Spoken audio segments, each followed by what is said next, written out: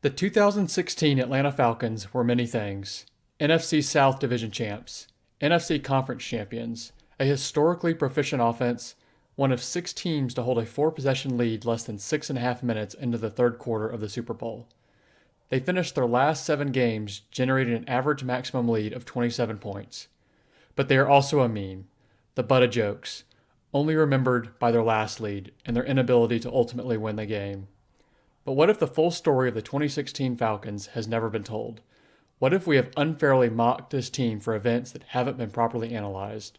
Now sit back and enjoy a review of the Atlanta Falcons franchise with the culmination of the improbable start and finish of Super Bowl 51. The Atlanta Falcons were created as an expansion team in 1965. Even with individual greats like Tommy Nobis and Claude Humphrey, the early Falcons experienced far more failure than success. Number 1 overall draft pick Steve Bartkowski led the 1978 Falcons to their first playoff game and victory. The 1980 season saw them finish as the number 1 overall seed, but ended with a home playoff loss to the Cowboys. Before the 1998 season, the Falcons had gone only 2-5 in the playoffs, having never made it out of the divisional round. The 1998 season saw Chris Chandler lead the Falcons to a 14-2 regular season record and their first NFC championship after an infamous game at Minnesota in which Gary Anderson missed a 39-yard field goal to virtually clinch the game, allowing the Falcons to tie in regulation and win in overtime, even after losing the coin toss. But that was followed by a lackluster performance against the John Elway-led Broncos in Super Bowl 33, losing 34-19 after being down 31-6. After going 4-12 in the 2000 season, the Falcons drafted Michael Vick, number 1 overall. Vick in his second season would lead the Falcons to a wild-card playoff win at Lambeau Field, the first Green Bay playoff loss at Lambeau Field ever, a stat that looked far more impressive in 2003. This was followed by a divisional round loss at Philadelphia. 2 years later, after a bye, as the number 2 seed, the Falcons beat the Rams 47-17 in the divisional round before again losing to the Eagles at Philadelphia in the conference championship. The next 3 years were some of the lowest for the Falcons franchise. It started promising with a 6-2 start in 2005, but defensive injuries saw the Falcons lose 6 of their last 8 to finish 8-8.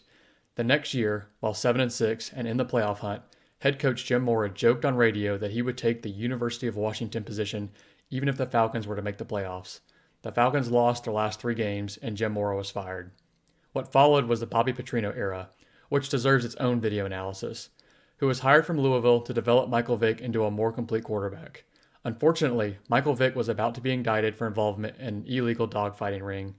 The Falcons ended up using a combination of journeymen Joey Harrington, Byron Leftwich, and Chris Redmond to finish with a 4-12 record. The Petrino era was doomed from the start, and he resigned after just 13 games to take the University of Arkansas head coaching position. He even left in the middle of the night, leaving only a note in the locker room for the players. What follows is one of the most impressive turnaround stories in professional sports. Mike Smith was brought on as head coach and Thomas Dimitrioff as general manager. They signed Michael Turner from San Diego and used their number 3 overall pick to draft Matt Ryan from Boston College. The 2008 Falcons went 11-5 in the regular season, which included several last-minute game-winning drives, leading to the moniker Matty Ice. Their season ended as a wild card in Arizona, where they had a 17-14 halftime lead, but a costly fumble return for a touchdown led to a 30-24 loss. The Cardinals went on to lose Super Bowl 43 by the slimmest of margins. 2009 was a regression as Ryan played average and not as impressive as his rookie season. He had to sit out 2 games for turf toe, but the team finished the season 9-7, achieving something never before as a franchise. It took 44 seasons for Atlanta to complete back-to-back winning seasons. It was good enough to attract Tony Gonzalez from the Kansas City Chiefs, who as a middling franchise were in no position to compete for a Super Bowl. In 2010, Atlanta went 13-3, winning the NFC South and number 1 overall seed. In the divisional round, they were paired with an historically great Green Bay Packers 6 seed. Atlanta was driving to take the lead 3 minutes before halftime until an end zone interception, Packers touchdown, and a disastrous first half ending pick 6 effectively ended their season. The Packers would go on to win Super Bowl 45. In a surprise move, the Falcons traded half of their 2011 and 2012 draft picks to the Cleveland Browns for the 6th overall pick, in which they selected Julio Jones from Alabama. The 2011 Falcons finished 10-6, but had to play on the road against the Giants, their only points coming on an intentional grounding safety. On paper, the offense was shut out, but they had 3 separate drives stopped on 4th down in Giants territory, including 2 quarterback sneaks. The Giants went on to defeat the New England Patriots in Super Bowl 46. 2012 saw Atlanta go 13-3, again earning the number 1 overall seed. They started 8-0, and their only losses were to their 3 division opponents, becoming one of a few teams in NFL history to defeat every opponent faced in the regular season. In the divisional round, Atlanta squandered a 27-7 lead against the Seahawks, but 2 clutch throws from Matt Ryan allowed Matt Bryant to kick a game-winning field goal. In the NFC Championship, the Falcons jumped out to a 17-0 and 24-14 halftime lead, but they never scored in the second half after a fumble, 3-and-out, interception, and a debatable no call on 4th down in the red zone to effectively end the game. 2013 was a big regression as they finished 4-12, but there was a very interesting game against the New England Patriots in Week 4. 2014 was also disappointing. Amazingly, even though they were 6-9, their last game was a play-in game against the Carolina Panthers to determine the NFC South Championship. However, team owner Arthur Blank effectively pre-fired head coach Mike Smith before the game was played, and the Falcons lost 34-3. Dan Quinn was hired as the head coach, coming over as defensive coordinator from the historically dominant Seattle Seahawks, and Kyle Shanahan was brought in as offensive coordinator. The 2015 Falcons started 5-0, before losing 7 of their next 8. The highlight of the season was defeating the 14-0 unbeaten Carolina Panthers, but they still finished 8-8. Disappointing considering the start, but there were flashes of a good, if not great, team. After 3 consecutive years of missing the playoffs, Atlanta started the 2016 season with 80-1 odds to win the Super Bowl. And after a lackluster home loss to the Buccaneers, those odds rose to 100-1. This may have been the best time in NFL history to place a bet on a team holding a 25-point lead midway through the third quarter of the Super Bowl. They then rattled off 4 straight wins before losing at Seattle. Atlanta did allow 2 scores in the final 5 minutes, but the game ended after a missed pass interference on Richard Sherman, which would have set up a game-winning field goal. They followed with another loss at home against San Diego, where Matt Bryant missed a regulation-ending 58-yard field goal try that hit the upright. After winning the overtime coin toss, they failed to convert on 4th down and allowed San Diego to kick the game-ending field goal. Wins against Green Bay and Tampa were then followed by their worst offensive performance at Philadelphia. Key plays were an offensive pass interference and an intentional grounding called against Atlanta. A win against Arizona was followed by a home loss to Kansas City after having a 2-point conversion interception returned to turn a 1-point lead into a 1-point deficit. The Falcons never regained possession of the football. A good future video topic: should defenses be allowed to return extra point conversions? The Falcons finished the regular season with 4 blowout wins against admittedly lackluster opponents, though the Saints did score 19 unanswered in the fourth quarter.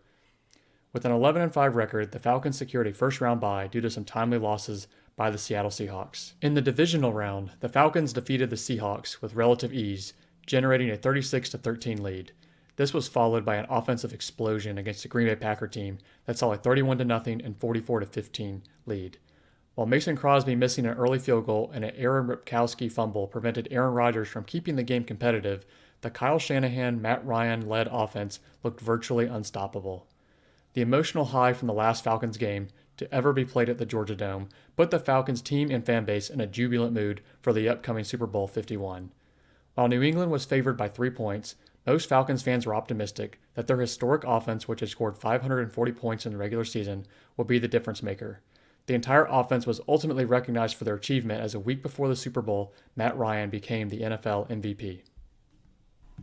I have divided Super Bowl 51 into 3 parts. Part 1, 0-0. Part 2, 28-3. And Part 3, the rest. New England received the opening kickoff, and after a 9-yard completion, they were stopped on 3rd and 1 and forced to punt. On the punt, there was a holding penalty called on Paul Warlow. There does appear to be a small grab, but it lasted less than a second and was easily 50-plus yards away from the punt returner. Atlanta had to start inside their own 10-yard line, but the first play from scrimmage, Devontae Freeman ripped off a 37-yard run. The drive stalled after a 3rd down sack by Trey Flowers, working on Jake Matthews. New England saw a no call on a hit out of bounds by Deion Jones on Julian Edelman. I can sympathize both with the ref not wanting to make a possibly borderline call, but also with New England fans who booed at the time.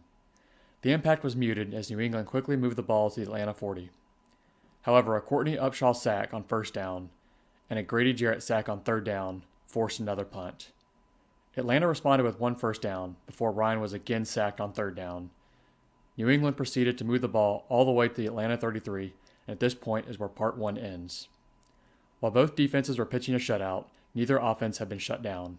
Both teams had executed long offensive plays, but the defenses had proven themselves resilient, making key stops. New England was in a position to strike first.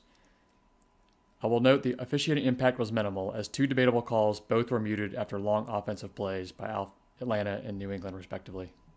To begin Part 2, Deion Jones stripped LeGarrette Blount of the football, with Robert Alford recovering. The Falcons' offense then reared its head with ruthless efficiency, with Julio for 19, Julio for 23, Freeman for 15, Freeman for 9. New England called a timeout, but it was only to delay the inevitable as Freeman dove into the end zone. 5 plays, 71 yards, and 1 minute and 53 seconds. New England went 3 and out, and Atlanta answered with Gabriel for 24, Julio for 18, Coleman for 1. Matt Ryan threw his first incompletion to Hooper on the right, but he followed with a 19-yard strike for a touchdown. There was a penalty called for Chung on interference. Troy Aikman on the broadcast alluded that it may have been Hooper pulling Chung, and while Chung does lose his balance, it's hard to see definitive evidence. The replay is clear that Chung should not have been called for interference. The point after appeared to be blocked. Mike Pereira, the Fox rule specialist, said it was a legal play because McClellan did not line up over the long snapper, but the rulebook stipulated a defensive player must be lined up on the line of scrimmage to jump, which McClellan clearly wasn't. The referees got the call right, and for the right reason. After a touchback, New England responded with a 12-yard gain, and then an incomplete pass to Julian Edelman. There may have been a small grab by Deion Jones, and we see Edelman stare down the referee after the play. What follows are 3 consecutive first downs, all coming by way of defensive holding penalties called on third down. The first on Alford seemed particularly weak, but Alford was the one who got the last laugh after he jumped the route on New England's next third down and ran the ball back for Tom Brady's first ever playoff pick six, and to make the lead 21-0. The Patriots, on their final possession of the half, moved the ball down the field as a result of a very fluky play involving Brady's arm being hit and Brady's longest completion of the game after Deion Jones slightly overran James White. New England appeared to get inside the 5, but there was a clear offensive holding. Technically, they missed a clipping with Van Andrews on Deion Jones, which would have been a more costly penalty, but the end result would have likely been the same, with a made field goal to effectively end the first half. Atlanta received the second half kickoff, but went 3 and out for the first time in 21 possessions, after an incompletion to Gabriel. There was aggressive defense by Eric Rowe, but probably a good no call, as it's not clear if he had Gabriel's arm before the ball arrived. New England appeared to get great field position after an Edelman punt return, but the Falcons successfully challenged to get the ball moved back. However, there was a missed holding penalty that would have pushed New England back 19 yards further had it been called. New England quickly went 3 and out, but pinned the Falcons back to the 15. Atlanta responded with ruthless offensive efficiency, with Gabriel for 17, Coleman for 5, and then Gabriel for 35. This is a reminder that Gabriel was released by the 1-15 Cleveland Browns before the season began. Sanu for 13, Freeman for 9.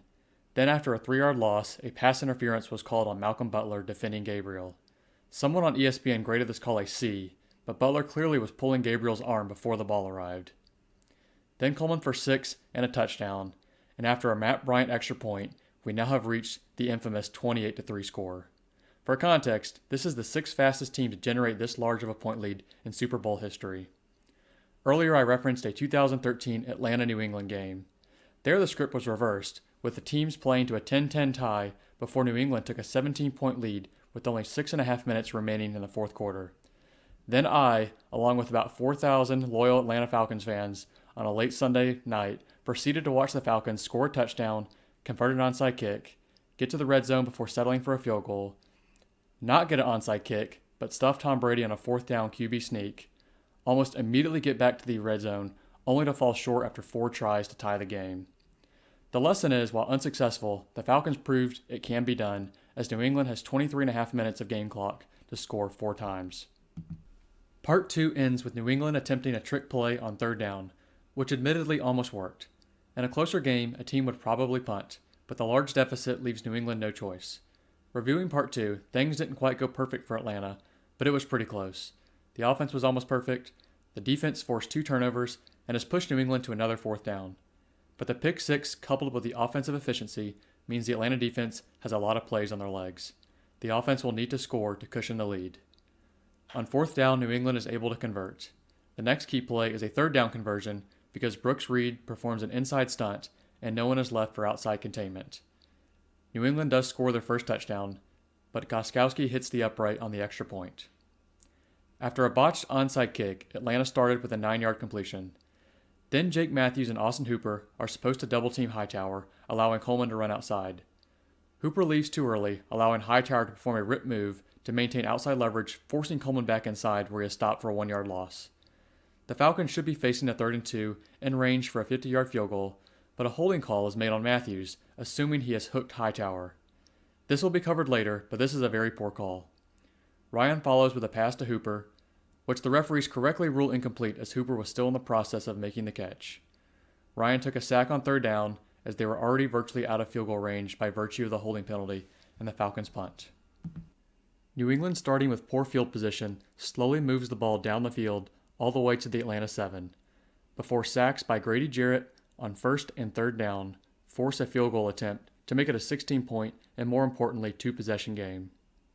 Shanahan started conservative with runs on 1st and 2nd down, but Tevin Coleman is hurt on the 2nd down run. It took one play for that injury to matter, as Freeman doesn't identify Hightower blitzing on the edge until it's too late. Ryan is literally winding up to throw to a wide-open receiver downfield, but as he's hit, the ball moves forward before New England recovers the ball on the ground. Schrader half-heartedly makes a forward throwing motion, indicating it might have been a forward pass. Carl Sheffers somewhat unconvincingly points to indicate New England possession. Multiple replay angles are shown, indicating Matt Ryan has begun his windup and the ball moved forward, but after only 49 seconds, the NFL decides they don't need to review the turnover, even though it's mandated by rule. So let's take 10 seconds to determine if Matt Ryan's arm was coming forward. We slow it down frame by frame, and we can see that Matt Ryan's hand was moving forward for at least 2 frames prior to being hit by Hightower. This explains why the ball moved forwards and not backwards from Ryan's hand. Here's the replay again, and you can watch the replays frame by frame for yourself. Carl Sheffers, from his mannerisms, may have suspected it was a forward pass, but neither he nor the NFL cared to investigate. Dan Quinn and Matt Ryan should have been screaming their heads off to at least force a review. If Freeman had made his block, Ryan was throwing to a wide-open Justin Hardy for a 30-plus yard completion. This missed review gifted New England about 50 yards of field possession, after which a Dwight Freeney first down sack, they quickly converted to a touchdown and 2-point conversion. With just under 6 minutes to go, the momentum was clearly on New England's side, and a deep kickoff pending the Falcons back at their own 10 did little to change that. But not to be outdone, Kyle Shanahan dialed up a great play design, putting Freeman alone in the flat. If not for the efforts of Elandon Roberts, Freeman may still be running through the streets of Houston. After a short run, Matt Ryan and Julio Jones combined on a throw and catch that is one of the greatest plays in Super Bowl, if not NFL history. While on the run, Matt Ryan throws to a perfectly defended Julio Jones, but Jones is able to secure the ball and jam his toe to the turf inbounds to complete the catch. This is why I watch football, to see the world's best athletes combine training, practice, strategy, and execution to create phenomenal physical feats. This play is not only the stamp on Ryan and Jones' Hall of Fame candidacy, but a validation of the trust the Falcons organization placed in these two individuals as first-round draft picks. The play puts Atlanta in range for a 39-yard field goal with less than 5 minutes to go. But just as the Falcons are ready to twist the knife, the game clock operator forgets that the clock stops the NFL on out of bounds inside of 5 minutes and not 2 minutes like the NCAA.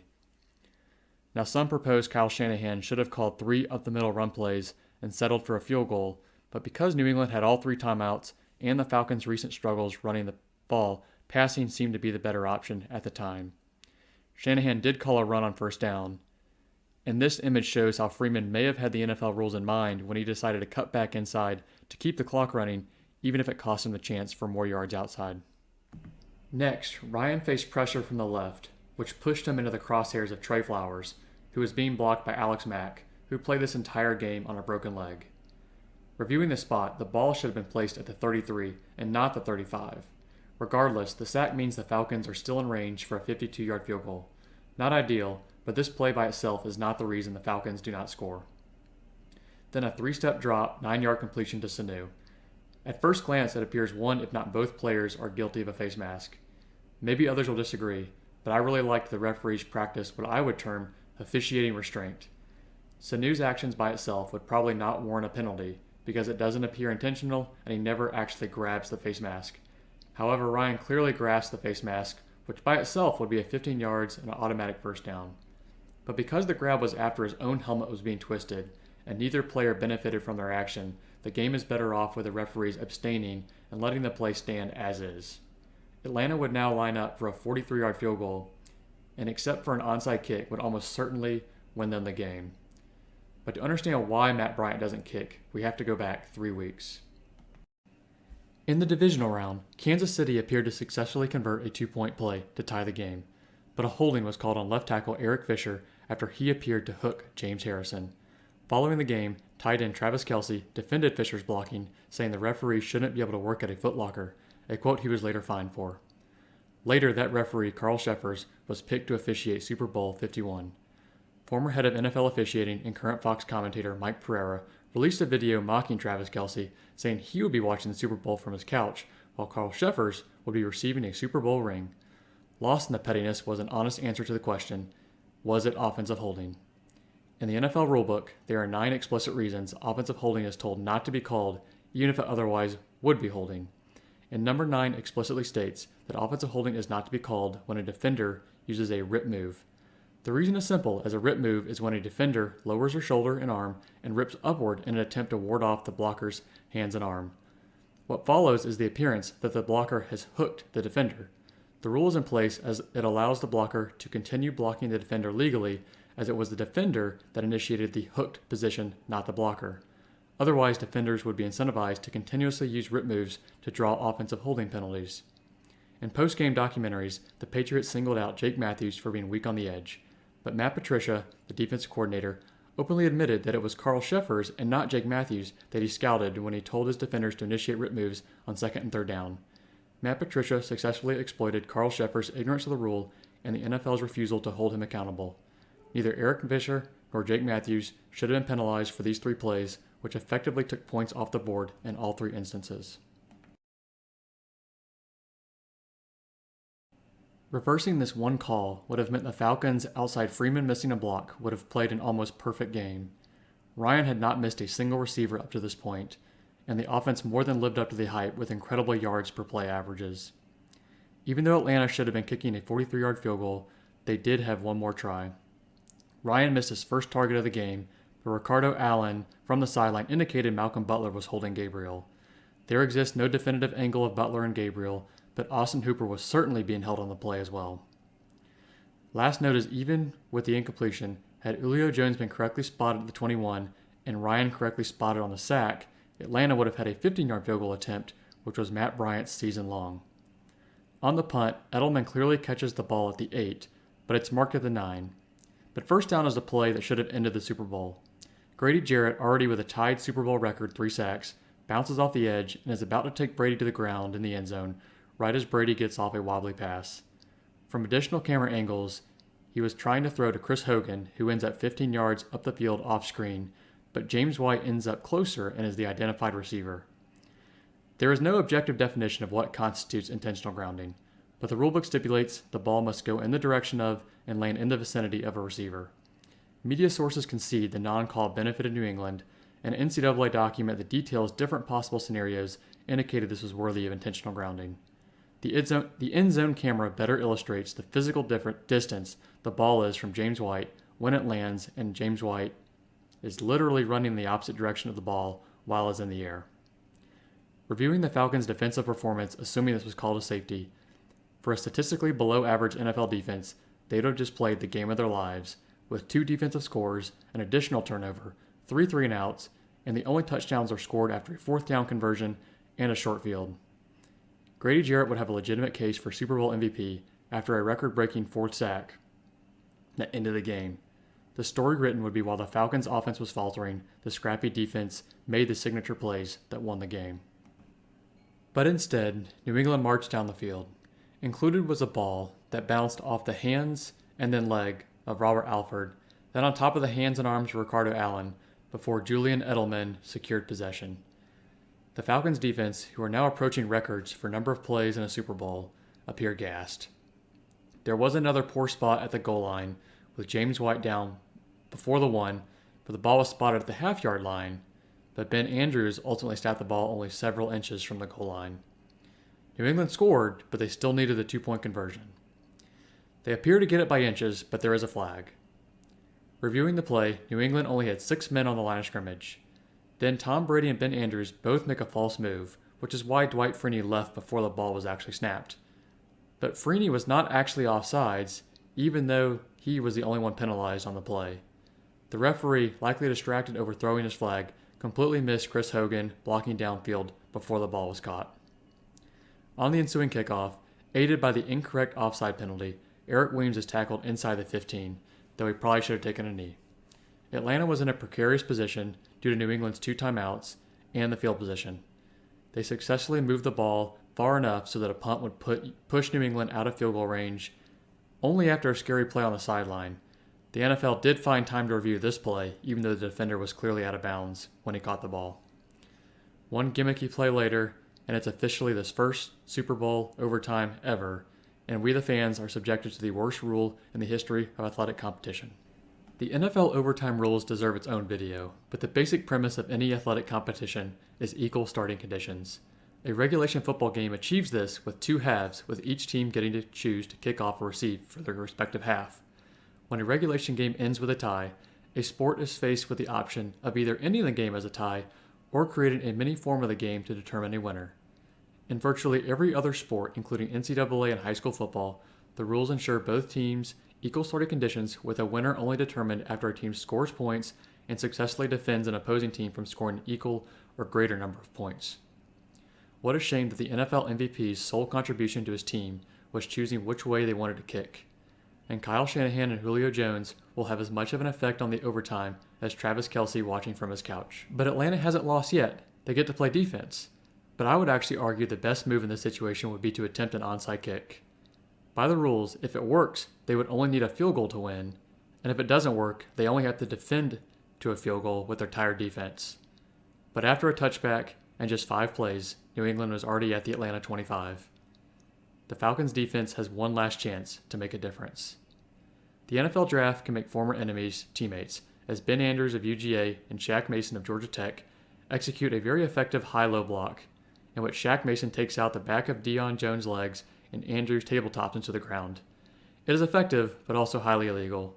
News media pointed out that this play, along with the previous 2-point conversion, were huge misses in favor of New England. What should be 1st and 25 from the 40 is now 1st and 10 from the 15. Then Tom Brady slightly underthrows a back shoulder pass to Bennett. Campbell brings his arm up and makes slight contact about a tenth of a second before the ball arrives. I don't believe officials should be in the business of bailing out poor throws, as a game of football would be better off leaving this amount of contact uncalled. The only criticism I have of Campbell is not committing a more blatant penalty, as there was almost no reason this ball is not caught to end the game. Brady then almost throws an interception to a defensive end, but here it is, the last play. Chris Hogan almost immediately begins to grab the back of Vic Beasley's jersey. Edelman motions inside and applies an illegal helmet-to-helmet hit to a defenseless player. But there is one man who can still stop James White, and he is Deion Jones. He recognizes the play is going outside and makes a beeline to the pylon. He appears to beat the pulling guard before the guard sticks his arm out, grabs Deion Jones by the shoulder pad, and pulls him backwards to the ground. An offensive hold if I've ever seen one. And in real time, James White does appear to fall over the goal line, and the official indicates touchdown, but it never should have come to this. Reviewing the drives in Part 3, with the exception of New England's first touchdown drive and second field goal, every drive included a major error by the officials, with every single one benefiting New England. Should Freeman have missed the block after the Coleman injury? Of course not, but that play by itself doesn't begin to explain the 31 unanswered points and why the Falcons lost the game. Atlanta is not the first team to lose a game due to poor officiating, nor are they the first to lose an overtime playoff game without touching the ball. Janikowski, Brett Favre, Aaron Rodgers, Matt Ryan, and now even Patrick Mahomes and Josh Allen are all part of that unfortunate fraternity. But the 2016 Atlanta Falcons are the first team to lose a Super Bowl overtime. and you would be hard-pressed to find a list as long as the officiating errors in the last 1.5 quarters of this game. If you are ever going to praise or mock anyone in life, make sure the truth is on your side. The Atlanta Falcons have experienced much mockery, with much of it deserved for most of their history. But after watching this video, it is an undisputed fact that the Atlanta Falcons were the greatest team in 2016 and unquestionably played the better game in Super Bowl 51. But New England is the one with the rings, with all 283 diamonds included. And what do those rings represent? The fact that the Falcons generated a 25-point lead in 2.5 quarters, while New England has never held a lead greater than 14 in 44 Super Bowl quarters? That Atlanta generated their lead fairly based on talent and execution and only lost it due to being kneecapped at every turn? Were the officials doing the bidding of Roger Goodell, a lifelong New England fan? Were they paid off by the mob? Maybe displaying an anti-Southern bias? Not likely. Probably just a combination of normal poor officiating coupled with what I would term the comeback bias, where even the most objective referee will become sympathetic to a team that has or is facing a large deficit. If this game teaches you anything, don't play life to win. Too many things are outside your control to base your life around winning and losing. Play for respect. Not just to earn respect from others, but to give respect to those who deserve it. Respect your opponents that are greater than you, as they provide the motivation for you to achieve more. Respect your opponents that are lesser than you, as they will display drive and motivation that will inspire you. Life isn't fair, and it's full of people that will lie and cheat you out of anything you create. If they want to gloat over cheating you out of your achievement, just remind them you are playing the long game. In conclusion, never did a team do so much to deserve to win and do so little to deserve to lose, and that is why the 2016 Atlanta Falcons will always be the greatest losers. Thank you for sticking with me to the end and dealing with my scratchy throat. Please like and comment below, as I would love to see what you guys think. And please subscribe, as I plan to produce more content looking to improve sports through a skeptical lens.